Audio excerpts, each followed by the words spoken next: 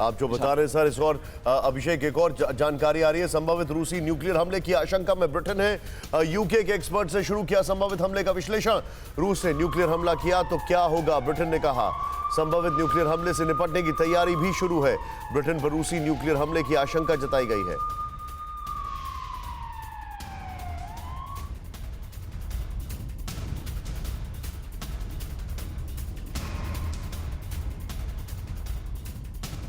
इस वक्त एक और बड़ी खबर बता दूं, कार कंपनी BMW की रूस के खिलाफ बड़ी कार्रवाई। BMW ने रूस के शहर कैलिनग्राड में प्रोडक्शन बंद कर दिया है। BMW ने रूस के बाजार में कार की सप्लाई भी रोक दी है। यह बड़ी खबर है। इसी के साथ मैं आपको एक और खबर बता रहा हूं, बोइंग कंपनी ने बंद की रूस के लिए अपनी सेवा। बड़ी खबर, रशियन एयरलाइंस को दी जाने वाली सेवाएं भी बंद कर दी हैं। एक के बाद एक कई कंपनियां रूस से कर रही हैं किनारा। शॉट्स दिखाएं बगल में।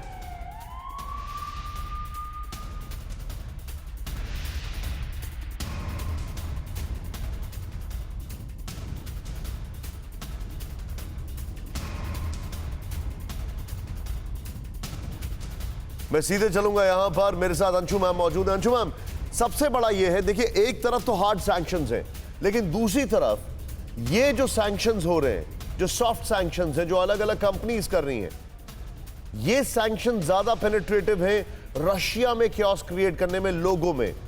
और ये बताया जा रहा है पुतिन की आर्कलीज हील है, उनके अपने लोग ही उनके खिलाफ जा रहे हैं। पहला यूक्रेन पर हमला करने की वजह से, दूसरा ये सारे सैंक्शंस की वजह से। क्यों यूक्रेन? तो उनका मतलब बताया जाता है रशिया और यूक्रेन यानी उत्तराखंड और यूपी, कुछ ऐसा मामला रहा होगा एक जमाने में, कुछ ऐसा लोग भी कहते हैं। निशांत, यूक्रेन निश्चित तौर पर रशिया का ही एक भाग था। जो स्लाव मूल के लोग हैं वो यूक्रेन रशिया में पाए जाते हैं, और यदि आप कीव को देखें तो उसका अपना एक ऐतिहासिक महत्व है, और यहीं से जो जिसको हम रूस साम्राज्य जो कहते हैं वो यहीं से शुरू हुआ। तो यूक्रेन का बड़ा ऐतिहासिक महत्व रहा है और एक सांस्कृतिक विरासत है जो दोनों देशों के लोगों को भी बांधे रखती है।